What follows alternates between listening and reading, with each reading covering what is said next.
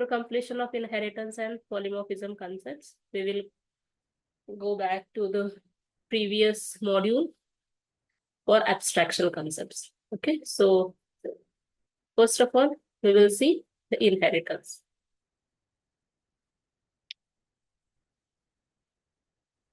So in this module, we are going to learn inheritance and its different types, how to inherit classes from another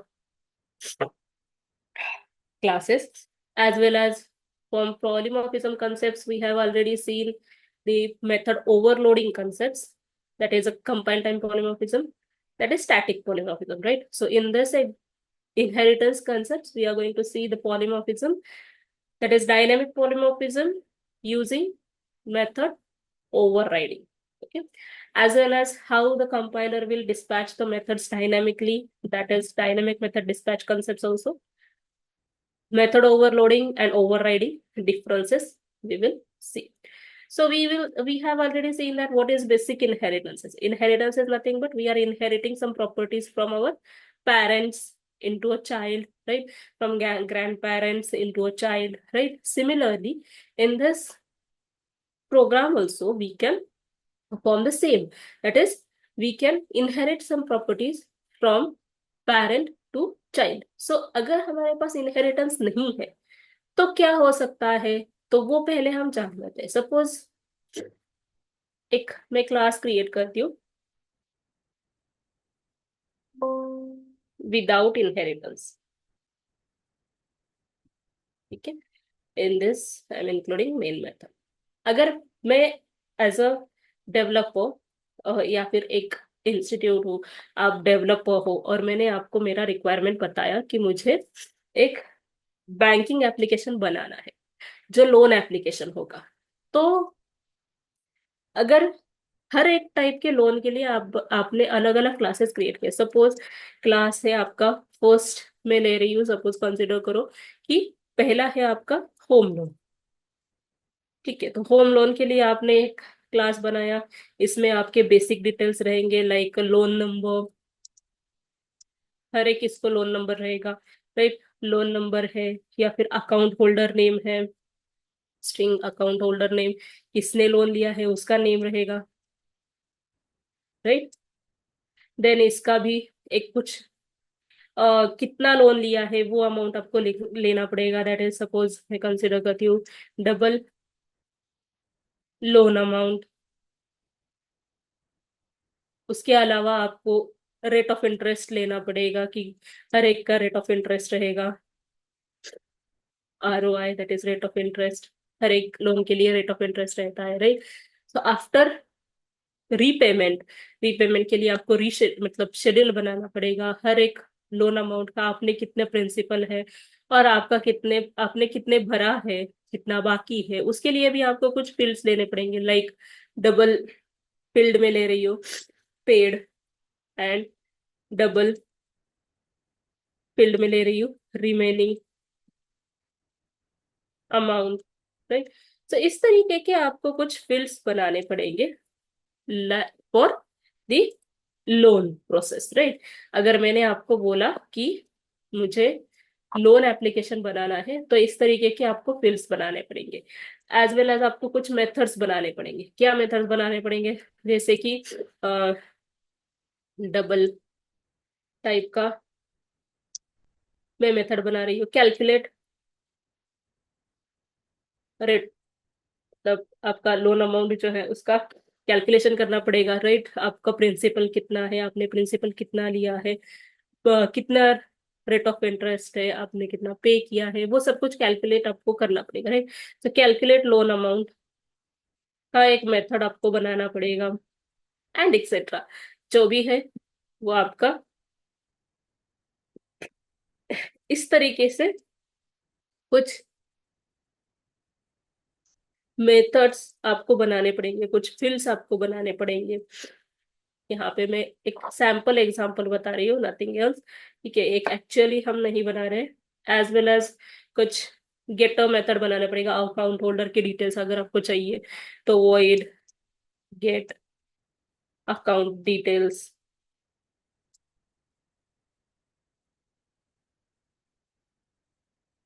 ऐसे कुछ methods बनाने के लिए। Suppose consider that this should be the return statement.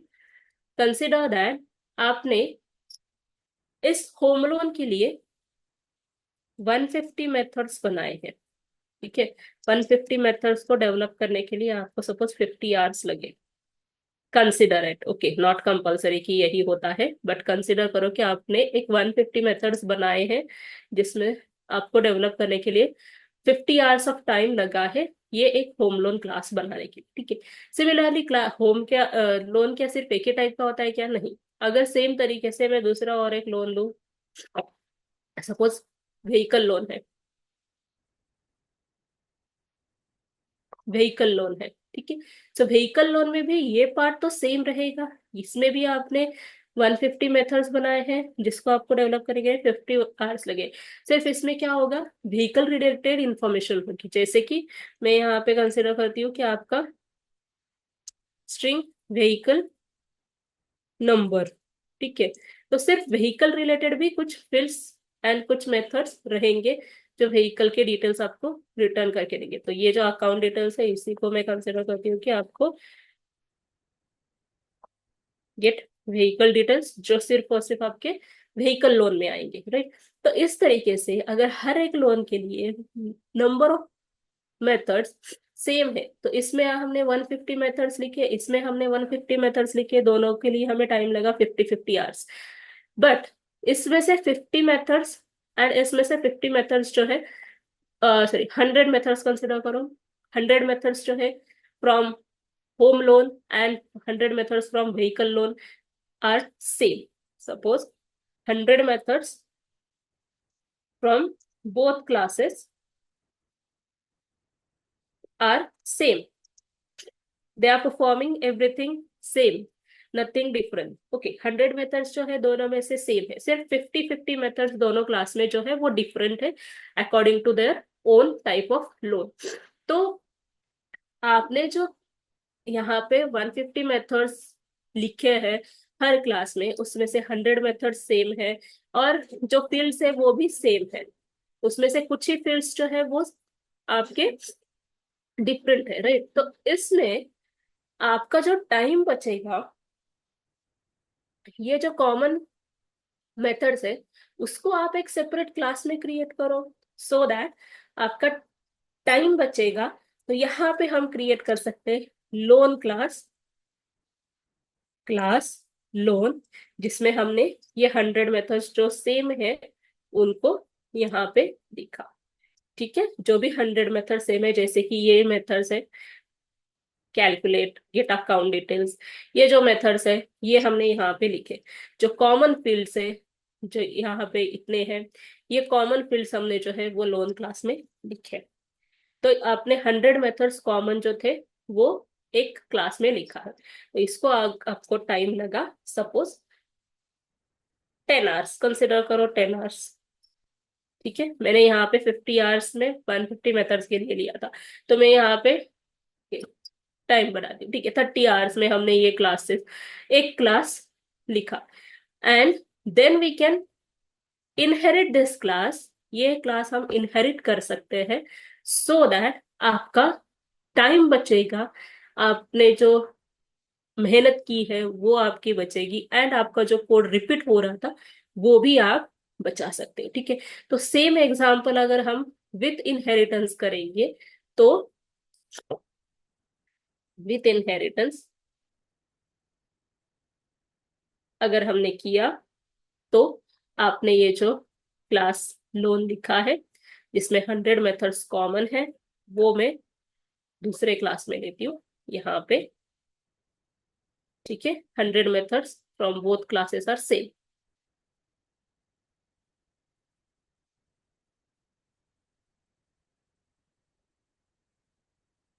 ठीक है, तो एक class loan हमने क्रिएट किया।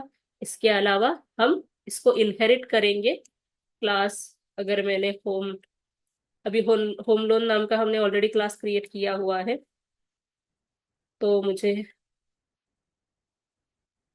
चेंज करना पड़ेगा नेम। होम लोन अगर क्रिएट किया तो इसमें हम सिर्फ और सिर्फ home loan related information save करेंगे, जैसे कि स्ट्रिंग होम इन्फो, ठीक है, जहाँ पे सिर्फ home loan related information save होगी। गेट डिटेल्स जो मेथड है वो गेट डिटेल्स मेथड में ऐड कर रही हूँ, बट यहाँ पे अकाउंट डिटेल्स नहीं, तो यहाँ पे home information, home details add करती हूँ, तो हमारा टाइम बचता है। तो यहाँ पे हम सिर्फ लिखेंगे 50 methods which are 50 methods which are particularly written from written for home loan, ठीक है। जो होम लोन स्पेसिफिक मेथड्स है, जो होम लोन स्पेसिफिक इंफॉर्मेशन है, वही हम यहाँ पे लिखेंगे। Other information we are not going to store here in this home loan class. तो ये इंफॉर्मेशन हमें इस क्लास में कैसे मिलेगी? Then here we are going to use the inheritance concept, क्योंकि यहाँ पे हम लोन क्लास को, जहाँ पे कॉमन प्रॉपर्टीज है, कॉमन मेथड्स है, जिसको हमें इनहेरिट करना है इस होम लोन क्लास में, ठीक है। तो वो हम इस लोन क्लास को पेरेंट क्लास बना के, इस होम लोन क्लास को चाइल्ड क्लास बना के इनहेरिटेंस कंसेप्ट यूज करके ये पूरा इंफॉर्मेशन इस क्लास में इनहेरिट करेंगे। Inheriting parent loan class information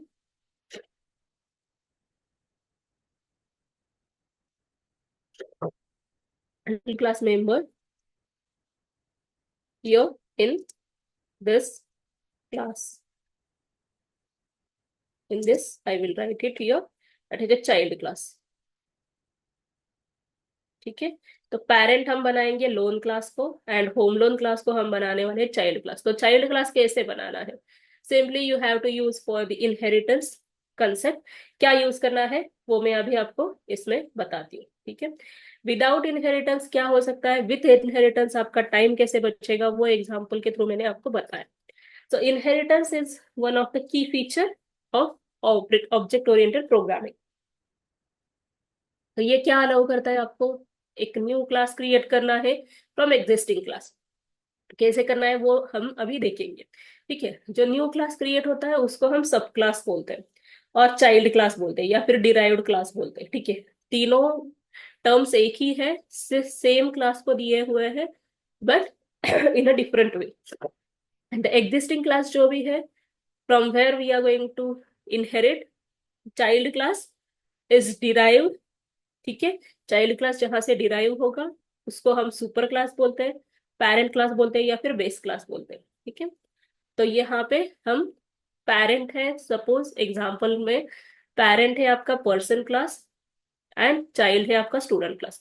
क्योंकि अगर आपने पर्सन की इंफॉर्मेशन स्टोर की है, तो वो पर्सन की इंफॉर्मेशन हमेशा यहाँ पे स्टूडेंट में आएगी, क्योंकि स्टूडेंट इज अ पर्सन, ठीक है। यहाँ पे जो रिलेशनशिप हम बनाते हैं that is student is a person. So हमेशा इनहेरिटेंस जो है वो इज अ रिलेशनशिप होता है, because student is a kind of person, ठीक है। स्टूडेंट इज अ पर्सन, हमेशा स्टूडेंट पर्सन ही है।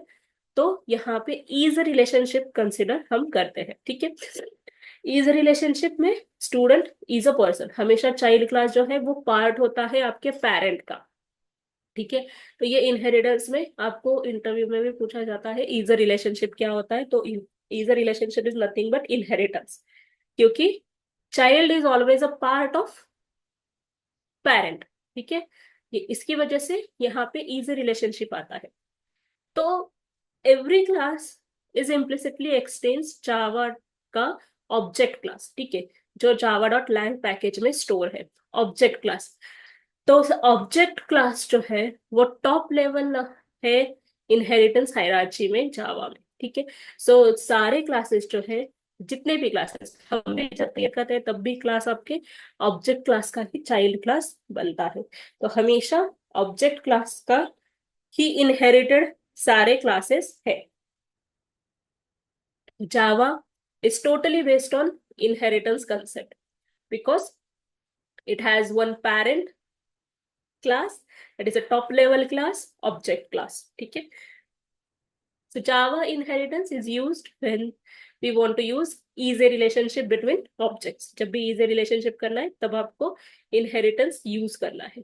तो इनहेरिटेंस हम इम्प्लीमेंट करते हैं यूजिंग एक्सटेंड्स कीवर्ड, ये इंपॉर्टेंट है। तो अभी एक्सटेंड्स कीवर्ड कैसे यूज करना है वो यहाँ पे दिखाएंगे, ठीक है। एक्सटेंड्स कीवर्ड का सिंटैक्स इस तरीके से होता है, क्लास, सब class name, x tends, super class name, and जो भी कॉमन आपके इस क्लास के चाइल्ड क्लास रिलेटेड जो भी इंफॉर्मेशन है, मेंबर्स है, वो आपको यहाँ पे डिफाइन करने होते हैं। तो जो क्लास हमने यहाँ पे क्रिएट किया है, लोन क्लास, जो हमारा पेरेंट क्लास है, पेरेंट, उसको ही हम बोलते हैं बेस क्लास, ठीक है, या फिर सुपर क्लास। सारे टर्म्स एक ही क्लास के लिए यूज होते हैं, बट रिलेशनशिप आपका हमेशा इस तरीके से होना चाहिए। अगर आप पेरेंट बोल रहे हो तो ये चाइल्ड होना चाहिए, ठीक है, चाइल्ड होना चाहिए। अगर आप इसको पेरेंट की जगह पे बेस क्लास बोल रहे हो तो ये डिराइव्ड क्लास होना चाहिए। एंड सुपर क्लास अगर आप बोल रहे हो तो ये सब क्लास होना चाहिए, ठीक है। टर्म्स हमेशा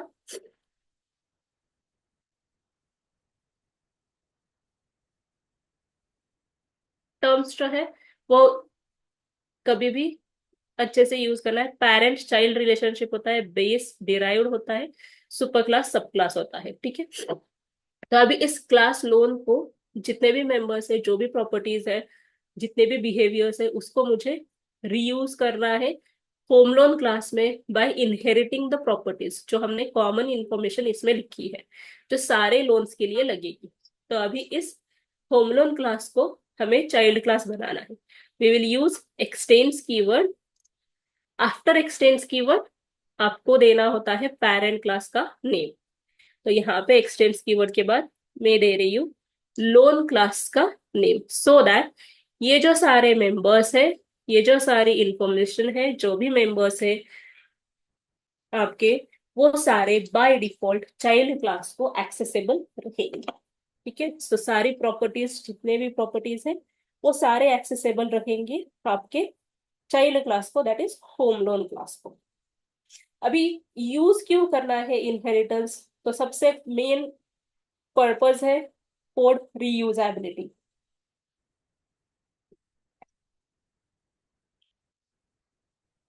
एक्सटेंडेड क्लास जो है उसमें सारे पेरेंट क्लास के प्रॉपर्टीज बाय डिफॉल्ट आते हैं, तो आपको वो सारे रिपीट करने की जरूरत नहीं है।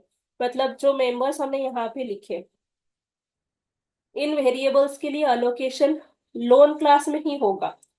सेम मेंबर्स अगर आपने होम लोन में लिखे, जैसे यहाँ पे लिखे थे, राइट, यहाँ पे भी हमने सेम वेरिएबल्स लिखे थे, एंड यहाँ पे भी वही वेरिएबल्स है। तो इन दोनों सेम टाइप ऑफ वेरिएबल्स के लिए मेमोरी अलोकेशन डबल डबल हो रहा है, राइट। जितने बार भी आप इसको यूज करोगे उतने बार सेम टाइप के लिए मेमोरी अलोकेशन होगा, एंड मेथड्स के लिए भी वैसे ही होगा। तो instead of writing and wasting the memory, you can combine it everything in one class। तो इसको एक ही बार मेमोरी अलोकेशन होगा, एंड आपको जितनी बार चाहिए, जहां पे भी चाहिए, आप इस कोड को रीयूज कर सकते हो यूजिंग इनहेरिटेंस, ठीक है। सो वैसे भी हम यहाँ पे अगर आपका कुछ एग्जिस्टिंग बिहेवियर है, उस एक बिहेवियर को चेंज करने के लिए भी हम इनहेरिटेंस का यूज करते हैं। In case child needs to change the existing behavior of its parent, it can do by overriding methods of its parent, ठीक है। Thus it achieves the runtime polymorphism। ये कंसेप्ट हम नेक्स्ट इसमें देखेंगे, so that आपको clearly समझ में आ जाए। अभी के लिए यूज ऑफ इंटरफेस इनहेरिटेंस में मेन दो ही पर्पस है। एक तो कोड रीयूजेबिलिटी जो मेन पर्पस है, एंड सेकंड है आपका changing the existing behaviour of a method, ठीक है, जिसमें हम पॉलीमॉर्फिज्म कंसेप्ट ऐड करते हैं। तो ये हुआ आपका इनहेरिटेंस, बेसिक इनहेरिटेंस। अभी हम मूव करेंगे नेक्स्ट टॉपिक पे, that is different types of inheritances in Java. So basically there are five types of inheritances: single level inheritance, multi-level inheritance, hierarchical inheritance, multiple inheritance and hybrid inheritance। ये पांच different types है। उसमें से कौन से support करता है जावा, and कौन से नहीं सपोर्ट करता है, एंड क्यों नहीं सपोर्ट करता है, that we are going to see. सबसे पहला है सिंगल लेवल इनहेरिटेंस, जहां पे एक ही, ये फंडामेंटल कंसेप्ट है, जहां पे एक ही सब क्लास हम क्रिएट कर रहे हैं फ्रॉम वन सुपर क्लास।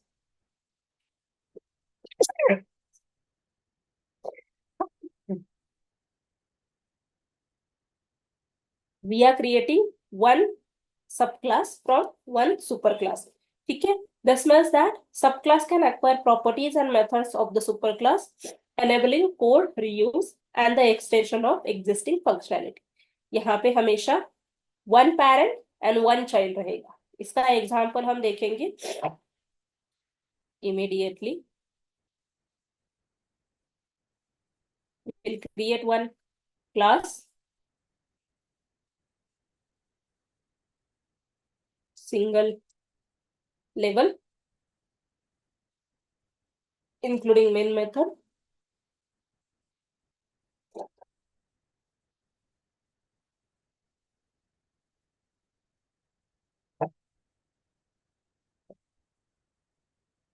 जो एग्जाम्पल यहाँ पे दिया है, वैसे ही class A is a parent of class B and class B is a child, would be the child of class A. ठीक है, तो क्लास हम यहाँ पे क्या करेंगे, सिंपल सिंगल लेवल इनहेरिटेंस में एक पेरेंट होगा, एक चाइल्ड होगा। ठीक है, तो जो भी क्लास आपका लेना है आप ले सकते हो, उसको हम एक चाइल्ड क्लास क्रिएट करेंगे। तो यहाँ पे मैं व्हीकल क्लास का एग्जांपल आपको बताऊंगी। Will create one class vehicle. इस व्हीकल क्लास में व्हीकल के अलग अलग टाइप्स है, राइट। तो व्हीकल क्लास में मैं कुछ कॉमन प्रॉपर्टीज डिफाइन करने वाली हूँ, like string colour, string name. हमने ऑलरेडी क्रिएट किया हुआ है vehicle class, but that is in the different package string में। ठीक है, मैं तीन ही फील्ड्स ले रही हूँ इस व्हीकल क्लास में। आप default constructor and parameterize constructor generate कर सकते हो। सो यहाँ से राइट क्लिक करके मैं यहाँ पे पैरामीटराइज कंस्ट्रक्टर जनरेट कर रही हूँ एंड डबल हुआ यूजिंग पेरेंट। अभी मैं यहाँ पे using this I will be sending some data to the above constructor जो पैरामीटराइज्ड है। तो सबसे पहले मैं कलर दे रही हूँ white, first parameter. Second parameter है name, city, and third parameter है color। ठीक है, तो ये पैरामीटर पास करके मैंने कंस्ट्रक्टर को कॉल किया है, जहां पे ये पैरामीटर्स पास सेट हो जाएंगे डिफॉल्ट कंस्ट्रक्टर के लिए। And I am using void display method, जो मैं यहाँ पे पेरेंट क्लास में डिफाइन कर रही हूँ। System dot out dot println display method of vehicle class.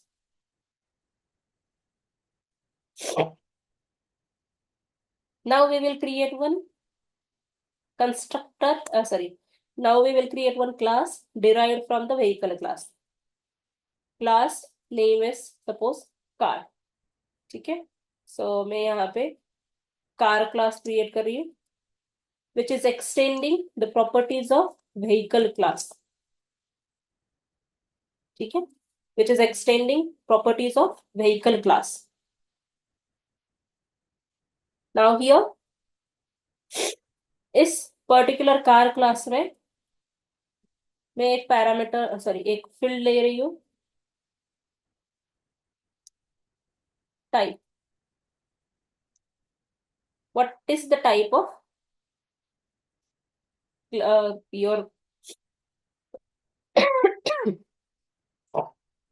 Class car, क्या टाइप की है, सेडान है, हैचबैक है, एसयूवी है, वो टाइप के लिए मैंने एक नंबर यहाँ पे ऐड किया है।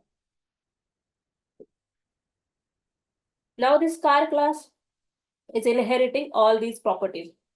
इसमें कलर, नेम, मेक, ये बाय डिफॉल्ट आ जाएगा। सिर्फ कार में हम टाइप एक फील्ड ऐड कर रहे हैं। तो अगर हमने यहाँ पे कंस्ट्रक्टर जनरेट किया,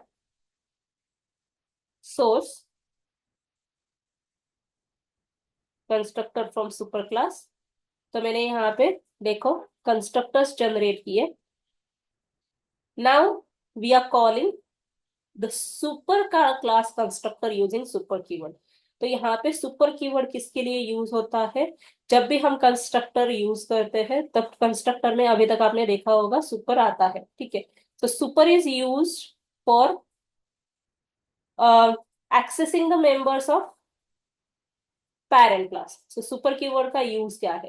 तो super keyword in Java is a reference variable, ठीक है, which is used to refer immediate parent class object। जो आपका immediate parent है, मतलब जहां से आपने डेटा इनहेरिट किया है, जिस क्लास से आपने डेटा इनहेरिट किया है, वो आपका immediate parent हुआ। Whenever you create the instance of subclass, an instance of parent class is created implicitly। मतलब जब भी आप कोई ऑब्जेक्ट क्रिएट करते हो सब क्लास का, चाइल्ड क्लास का, तो आपका पेरेंट क्लास का भी एक ऑब्जेक्ट क्रिएट होता है इम्प्लिसिटली, जो कंपाइलर क्रिएट करता है, जो रेफर होता है सुपर रेफरेंस वेरिएबल के through.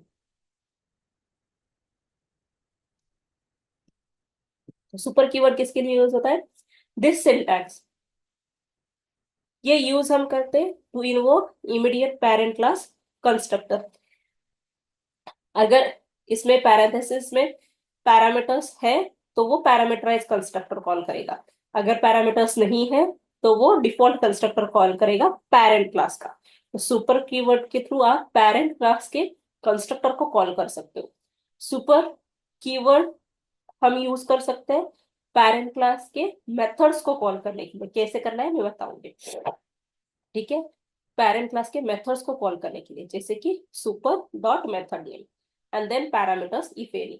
Then super can be used to refer immediate parent class instance variable। parent class का instance variables जो रहेंगे, variables के लिए भी आप super कीवर्ड का यूज कर सकते हो।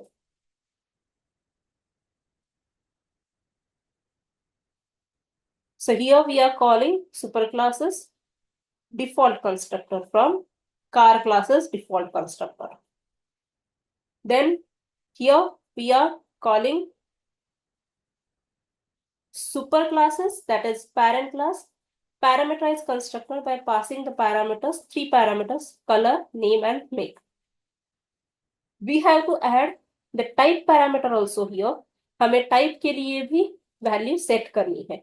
So we'll set it using this dot type is equals to set।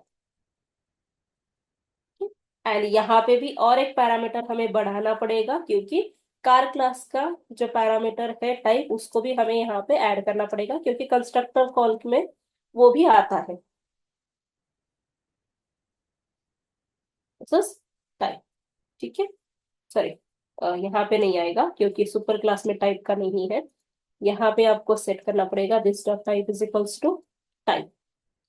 इस तरीके से सुपर कीवर्ड के थ्रू हमने कंस्ट्रक्टर्स को कॉल किया है, राइट। नाउ अभी मैं सुपर कीवर्ड के थ्रू हम मेथड्स को कैसे कॉल करना है वो भी देखेंगे। तो सेम मेथड मैं यहाँ पे लिख रही हूँ void display। So I am using super dot display method, calling the super dot display method। तो ये आपका पेरेंट क्लास का मेथड कॉल करेगा, ठीक है। And system dot out dot println, मुझे यहाँ पे सारी इंफॉर्मेशन चाहिए कि कार का मेक कौन सा है। तो यहाँ पे हम मेक, अभी मेक वेरिएबल जो है वो हमने सुपर क्लास में डिफाइन किया हुआ है। आप यहाँ पे इसको डायरेक्टली एक्सेस कर सकते हो कि नहीं वो दिखाती हूँ। Make, so whether it is accessible और not, yes it is accessible, ठीक है। तो आप इसको डायरेक्टली, ये दोनों मैंने एक ही क्लास में, मतलब एक ही फाइल में लिखे हैं, इसके वजह से ये एक्सेसिबल है। बट अगर आपको एक्सेस करना है तो आप सुपर कीवर्ड के थ्रू एक्सेस कर सकते हो, सुपर डॉट मेक, क्योंकि ये आपका पेरेंट क्लास में डिफाइंड वेरिएबल है, ये आपका चाइल्ड क्लास का वेरिएबल नहीं है, ठीक है। वैसे ही मेक के बाद मैंने दिया नेम, नेम के बाद मुझे चाहिए, नेम वेरिएबल भी हमने सुपर क्लास में डिफाइन किया है, तो उसको भी हम एक्सेस करेंगे सुपर डॉट नेम। नेम के बाद मुझे चाहिए उसका कलर,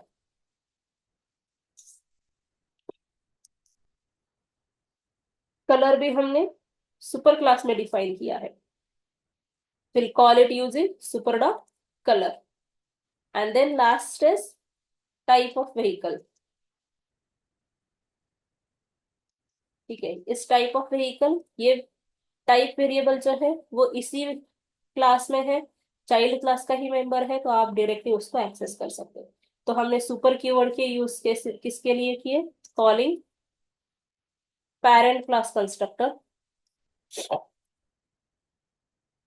ठीक है, दोनों अलग अलग किए हैं, ये डिफॉल्ट कंस्ट्रक्टर कॉल किया है, ये भी पैरामीटराइज कंस्ट्रक्टर है, बट ये भी पेरेंट क्लास का ही कंस्ट्रक्टर कॉल करता है। यहाँ पे सुपर कीवर्ड के थ्रू हमने कॉलिंग पेरेंट क्लास मेथड, ठीक है, पेरेंट मेथड को कॉल किया है।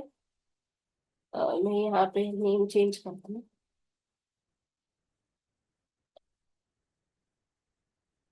एंड इस सुपर कीवर्ड के थ्रू हमने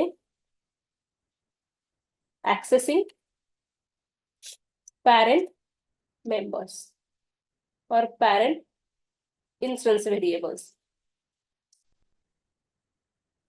ठीक है, इंस्टेंस वेरिएबल को एक्सेस करने के लिए भी हमने सुपर कीवर्ड का यूज किया है। तो ये तीन अलग अलग वेज से आप सुपर कीवर्ड यूज कर सकते हो कभी भी इनहेरिटेंस में, जब भी आपको जरूरत है इस तरीके से कर सकते हो ना।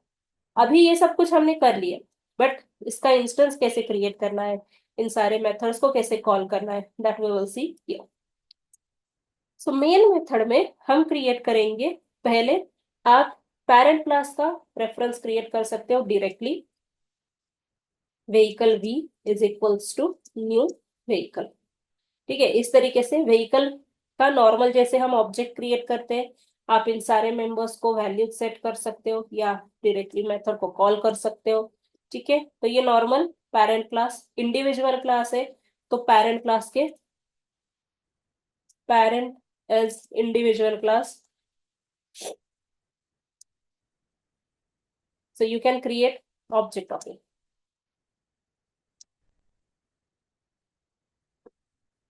so you can instantiate। ठीक है, पेरेंट इंडिविजुअल क्लास है, दैट इज वाई आप उसको इंस्टेंशिएट डायरेक्टली कर सकते हो। वैसे ही चाइल्ड हमारा जो है कार क्लास, वो भी इंडिविजुअल क्लास है, this is also individual class.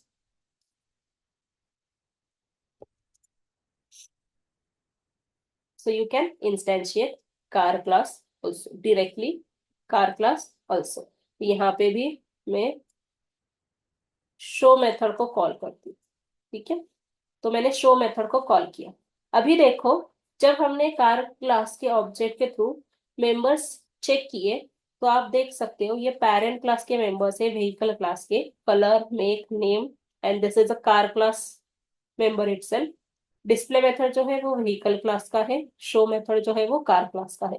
तो ये सारे मेंबर्स जो है व्हीकल क्लास के आपको बाय डिफॉल्ट एक्सेसिबल रहेंगे, आप कभी भी उसको एक्सेस कर सकते हो depending on the accessibility options you have given. ठीक है, एक्सेस स्पेसिफायर्स आपने क्या मेंशन किए हैं यहाँ पे, उसके डिपेंडेंट आपको ये एक्सेसिबल रहेगी। तो आप यहाँ पे कार क्लास का इस तरीके से ऑब्जेक्ट क्रिएट कर सकते हो, या फिर पैरामीटराइज कंस्ट्रक्टर के थ्रू भी कर सकते हो न्यू कार, जहां पे हम सारे डिटेल्स दे रहे हैं, जैसे कि कलर सपोज दिया रेड, नेम दिया उल्टा, मेक दिया मैंने and it is a type. ठीक है, तो इस C1 ऑब्जेक्ट के थ्रू आप डिस्प्ले मेथड को भी कॉल कर सकते हो, C1 ऑब्जेक्ट के थ्रू आप शो मेथड को भी कॉल कर सकते हो। ठीक है, मतलब calling parent method and calling child its own method.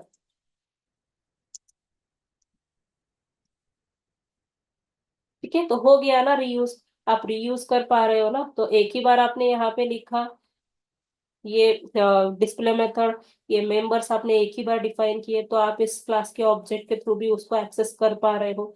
That is what the reusability concept. And इस रीयूजेबिलिटी के लिए ही हम इनहेरिटेंस यूज करते हैं every time to make our code और application very easy to modify. ठीक है, अभी मैं इसको एग्जीक्यूट करके दिखाती हूँ आपको। तो देखो, पहले डिस्प्ले मेथड कॉल हो गई व्हीकल क्लास की, जो इंडिविजुअल ऑब्जेक्ट था उसके थ्रू डिस्प्ले मेथड कॉल हो गई। अगेन व्हीकल क्लास की हमने इस शो मेथड में व्हीकल के डिस्प्ले मेथड कॉल किया है। ठीक है, जो डिफॉल्ट वैल्यूज थे वो सेट हो गए एंड वो आपको यहाँ पे दिख रहे हैं। फिर से दो बार डिस्प्ले मेथड यहाँ पे दिख रही है, क्योंकि C1 ऑब्जेक्ट के थ्रू हमने डिस्प्ले मेथड को सेपरेट कॉल किया है। एंड ये जो कॉल गया है वो आपके शो मेथड के थ्रू गया है यूजिंग सुपर। एंड जो वेरिएबल्स की वैल्यूज हमने सेट किए थे वो आपको यहाँ पे दिखाई दे रहे हैं। ठीक है, so this is how the single level inheritance works in Java. Clear? Any doubt? Understood the use of super keyword and single level inheritance कैसे करना है? Yes, ma'am. Okay. Now the next is multi-level inheritance. Multi-level inheritance is second type of inheritance in Java.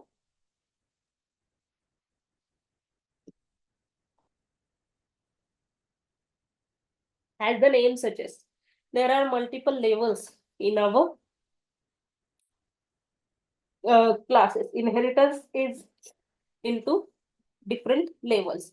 The multi-level feature is also known as chain of inheritance. ये feature क्या allow करते हैं आपको कि properties and behaviours another class से आप inherit कर सकते हो, turn inherits from another class. ठीक है, तो एक क्लास से दूसरे क्लास में, दूसरे क्लास से तीसरे क्लास में आप मल्टीपल लेवल्स बना सकते हो, चेन ऑफ इनहेरिटेंस क्रिएट कर सकते हो। ठीक है, तो ये मैकेनिज्म आपको किसके लिए यूज करना है? जहाँ पे मल्टीपल एंसेस्टर्स है बट डायरेक्ट लाइन पॉसिबल नहीं है, where each class is in the chain inheritance from one class directly above. So ये आपके डायरेक्ट एंसेस्टर्स नहीं होंगे, इनडायरेक्ट एंसेस्टर्स रहेंगे। ठीक है, तो एग्जाम्पल के तौर पे यहाँ पे देखो, class is A, class A, class B and class C, ये तीन क्लासेस है। तो इसमें लेवलिंग कैसा है, कौन किसका पेरेंट है और चाइल्ड है? तो सबसे पहले क्लास सी जो है ये चाइल्ड क्लास है क्लास बी का। ठीक है, क्लास बी जो है वो चाइल्ड क्लास है क्लास ए का। सो आपका क्लास ए जो है वो सुपर पेरेंट है, क्लास बी जो है पेरेंट है और class C is a child. ठीक है, तो सबसे super class and sub class का रिलेशनशिप आपको समझ में आना चाहिए। Class A, class B and class C, कभी भी इनहेरिटेंस ऐसे उल्टा होता है। ठीक है, class C to class B, class B to class A.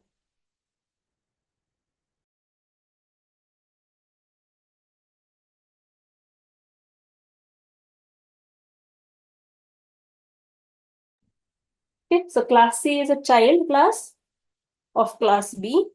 Class B is a child class of class A. ठीक है, तो ये आपका चेनिंग हो रहा है। तो आपका क्लास ए का जो प्रॉपर्टीज है वो डायरेक्टली क्लास सी में अवेलेबल नहीं होगा, वो क्लास बी के थ्रू आपको क्लास सी में अवेलेबल होगा। so that is what written here, multiple ancestors are there but directly accessible only the class above it, जो क्लास उसके पहले है वही आपका पेरेंट होगा एंड उसके थ्रू ही आप ग्रैंड पेरेंट के जो भी प्रॉपर्टीज एंड बिहेवियर्स है वो चाइल्ड में ले सकते हैं। तो उसका भी हम एक एग्जांपल करेंगे।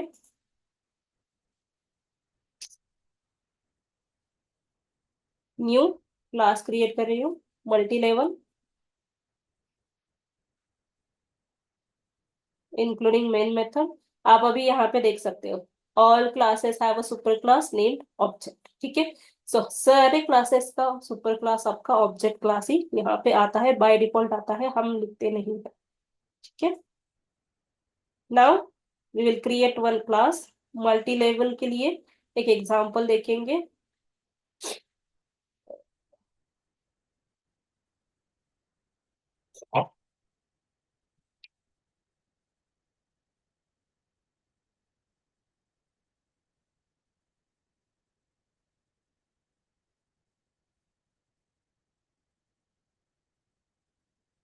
हमने स्टूडेंट क्लास और एम्प्लॉय क्लास क्रिएट किया था। ओके, स्टूडेंट क्लास हमारे पास है। ठीक है, स्टूडेंट क्लास में प्रॉपर्टीज है एंड इसमें डेटा भी मतलब मेथड्स भी हमने लिखे हुए हैं। तो इसी स्टूडेंट क्लास को मैं यूज करती हूँ यहाँ पे। इसके अलावा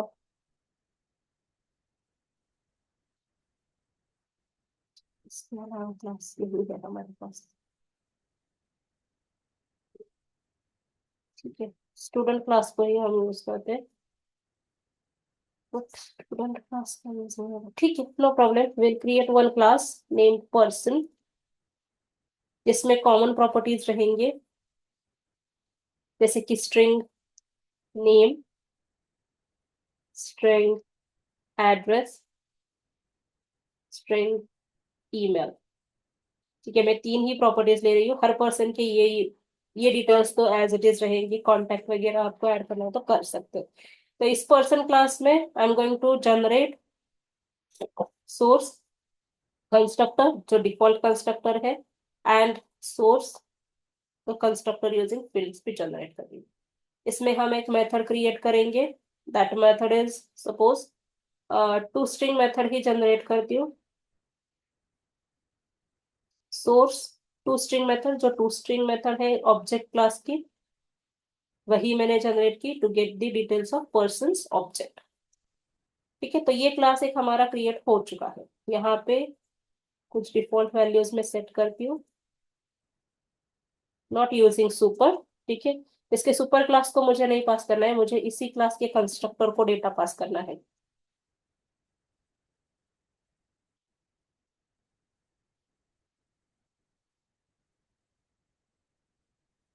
नेम मैंने सेट किया, एड्रेस है suppose Mumbai, and email address है ये वाला। ठीक है, ये मैंने सेट किए, जो डिफॉल्ट वैल्यूज है वो यहाँ पे सेट हो जाएंगे। Now we will generate, create one class employee,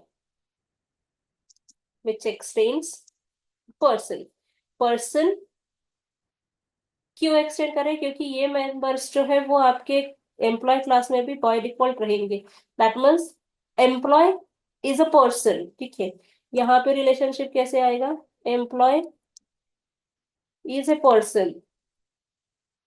ठीक है, तो इसमें एम्प्लॉय आईडी मैं ले रही हूँ, टीचर ईएमपी आईडी, एक ही फील्ड ले रही हूँ। अगर आपको ऐड करना है तो आप ऐड कर सकते हो और भी, या फिर हम और भी ऐड करते हैं, डबल सैलरी।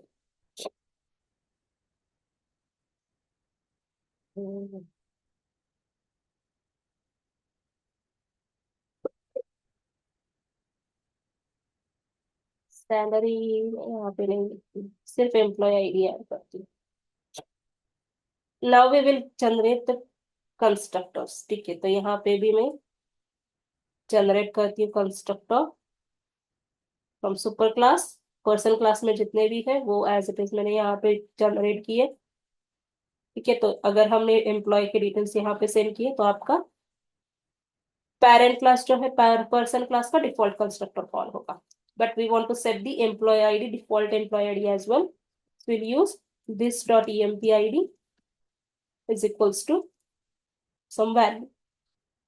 ठीक है, सिमिलरली इस पैरामीटराइज कंस्ट्रक्टर में भी वैल्यू हमें एम्प्लॉय आईडी लेनी पड़ेगी, so that we can set it to the emp id instance variable. ठीक है, तो this dot emp id is equals to emp id।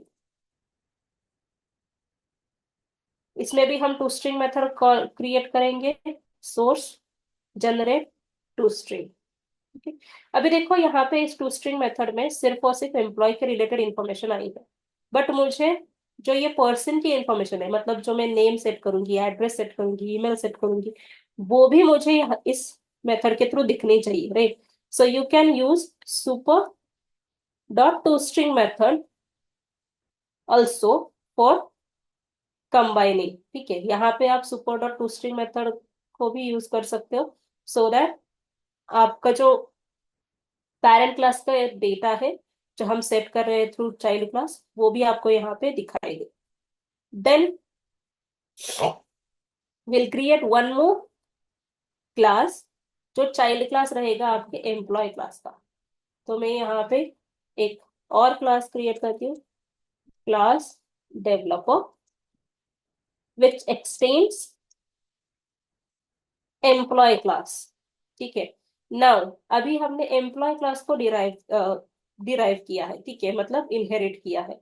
तो एम्प्लॉय क्लास के जो मेंबर्स है, डायरेक्ट मेंबर्स यहाँ पे एक ही है, बट इनडायरेक्ट मेंबर्स जो है वो सारे ये नेम एड्रेस ईमेल वगैरह वो इनडायरेक्ट मेंबर्स है, वो भी आपको डेवलपर क्लास में एक्सेसिबल रहेंगे। यहाँ पे मैं एक ही फील्ड बना रही हूँ, दैट इज डबल सैलरी। अगर हम यहाँ पे कंस्ट्रक्टर जनरेट करते हैं यूजिंग फील्ड्स, तो सैलरी सिर्फ आपको दिख रही है, ठीक है, आप इसको यूज कर सकते हो, जनरेट। ठीक है, तो देखो ये डेवलपर क्लास में सिर्फ सैलरी आ रही है, but we don't want only salary. ठीक है, ये सिर्फ और सिर्फ फील्ड में सैलरी आ रही है, बट हमें पेरेंट क्लास के एम्प्लॉय के इन सारे डिटेल्स को भी सेट करना है, right? So that's why constructor जब भी आप यहाँ पे क्रिएट करोगे डेवलपर में, तो आपको इन सारे मेंबर्स के साथ ही क्रिएट करना है। आपका सुपर कंस्ट्रक्टर जो है वो इन सारे मेंबर्स के साथ ही क्रिएट होगा, एंड इन सारे मेंबर्स को ही आपको कॉल करना है। सॉरी, ये पार्ट जो है वो भी मैं कॉपी करती हूँ, एंड इसको हम यहाँ पे रिप्लेस करेंगे। We will add this employee ID here.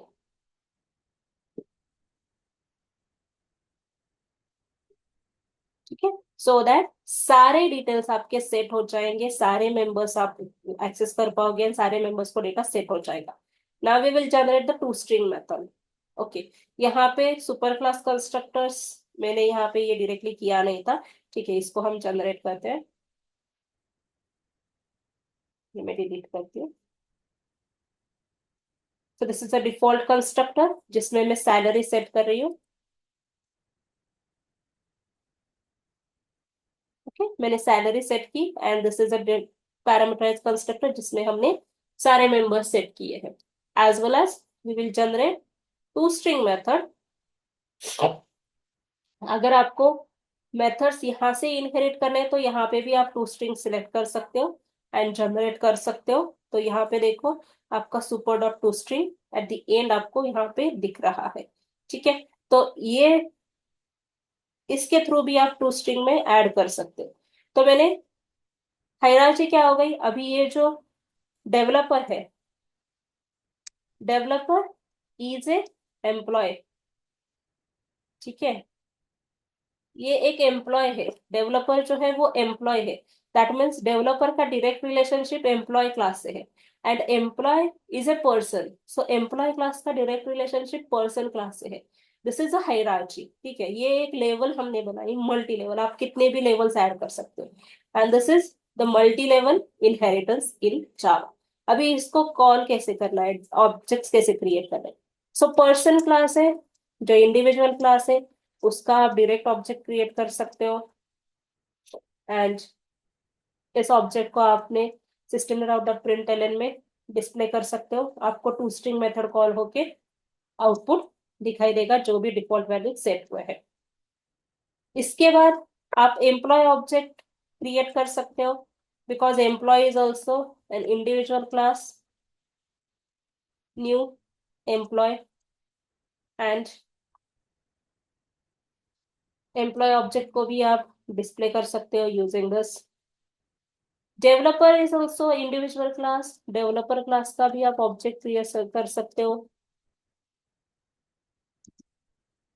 New developer, सब जगह पे मैंने डिफॉल्ट कंस्ट्रक्टर्स यूज किए हैं, ठीक है।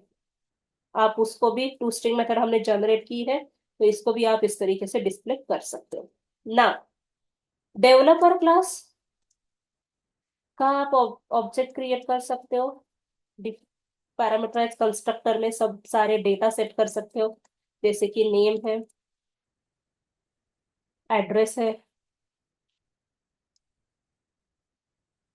ईमेल एड्रेस है,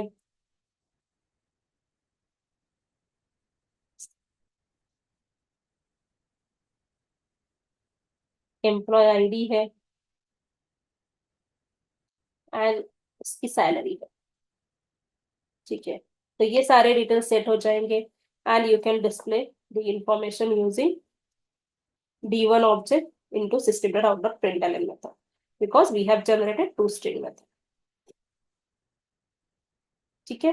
तो इसके साथ साथ और भी तरीके हैं ऑब्जेक्ट क्रिएशन के, that we will see in the next session. अभी सिर्फ ये सिंपल ऑब्जेक्ट क्रिएशन ध्यान में रखो। सो यू कैन सी, यहाँ पे देखो, पर्सन के डिटेल्स जो डिफॉल्ट कंस्ट्रक्टर्स कॉल हुए थे, इसकी वजह से सब जगह पे आपको डिटेल्स सेम ही दिखेंगे। तो ये पर्सन का इंडिविजुअल ऑब्जेक्ट है, ये पर्सन का, हमने एम्प्लॉय का इंडिविजुअल ऑब्जेक्ट क्रिएट किया हुआ है जिसमें डिफॉल्ट कंस्ट्रक्टर कॉल हुआ है, इसकी वजह से आपको सारे डिफॉल्ट वैल्यूज दिख रहे हैं। अगेन हमने डेवलपर का इंडिविजुअल ऑब्जेक्ट क्रिएट किया था डिफॉल्ट कंस्ट्रक्टर के थ्रू, तो सारे डिफॉल्ट वैल्यूज आपको यहाँ पे दिख रहे हैं। And this is the parameterize constructor, जहाँ पे हमने पैरामीटर्स पास किए थे, जो भी पैरामीटर्स हमने पास किए थे वो आपको यहाँ पे क्लियरली दिख रहे हैं। सो डेवलपर क्लास में सैलरी इंफॉर्मेशन है, एंड ये जो इंफॉर्मेशन है ये पर्सन क्लास की है, पर्सन क्लास में ये मेंबर्स है, एंड एम्प्लॉय क्लास में ये मेंबर है, ठीक है। तो इस तरीके से आप मल्टीपल लेवल्स में कितने भी लेवल्स बना के कर सकते हो, कितने भी लेवल्स आप इनहेरिटेंस में बना सकते हो, एंड कोड को रीयूज कर सकते हो, that is up to you. So there are two types of binding in Java, ठीक है। बाइंडिंग मतलब क्या, कि जब हम रेफरेंस करेंगे कौन से टाइप का ऑब्जेक्ट है, इससे किसके थ्रू रेफर करना है, उसको टुगेदरली हम बाइंडिंग बोलते हैं। There are two types of binding, एक स्टैटिक बाइंडिंग है and second one is dynamic binding. Static binding मतलब कंपाइलर को कंपाइलेशन के टाइम ही पता होता है कि आपने कौन से टाइप का ऑब्जेक्ट क्रिएट किया है, एंड उसको किस किस क्लास का ऑब्जेक्ट क्रिएट किया हुआ है, और उसको कैसे कॉल करना है, ठीक है। So it is known as static binding. Second type is dynamic binding. Dynamic binding is when the type of object is determined at runtime.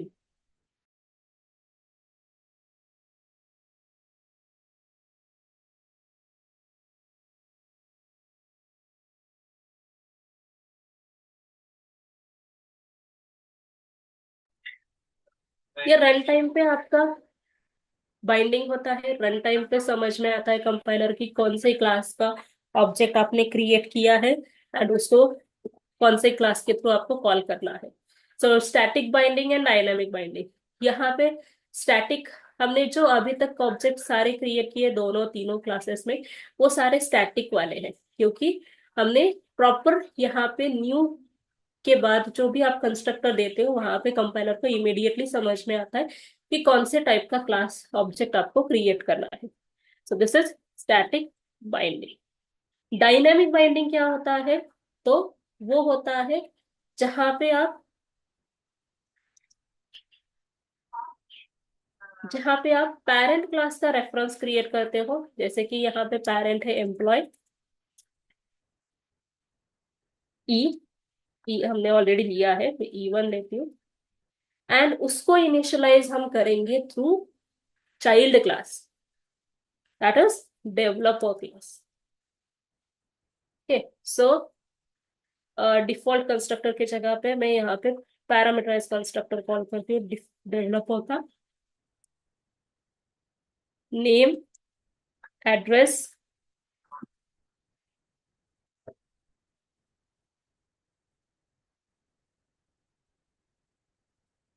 email ID, then employee ID, and its salary. ठीक है, तो ये members मैंने पास किए। Constructor call हो रहा है आपका डेवलपर क्लास का, एंड हमने उसको रेफर किया है using employee. Employee parent reference है। पेरेंट रेफरेंस में जब भी हम चाइल्ड क्लास का ऑब्जेक्ट स्टोर करते हैं, so that is known as dynamic binding. Parent reference use to store child object. ठीक है, use to store child object. तब जब हम इस यहाँ पे system dot out dot println E1 करेंगे, तो कंपाइलेशन के टाइम पे नहीं, एग्जीक्यूशन मतलब रन टाइम पे समझ में आएगा कि ये ऑब्जेक्ट एम्प्लॉय का बनाना है या फिर उसके चाइल्ड क्लास डेवलपर का बनाना है। ठीक है, तो इसको फिर से एक बार एग्जीक्यूट करके दिखाती हूँ मैं। So you can see person class के डिटेल्स एंड एम्प्लॉय क्लास के डिटेल्स सेट हो गए हैं correctly, and this is how we do the dynamic binding in Java. तो ये static binding and dynamic binding इस तरीके से हम अचीव करते हैं जावा में। ठीक है, I think she left, so okay, then we will end our session for today here. We will see the next points in next session. Thank you. You may end the session, sir.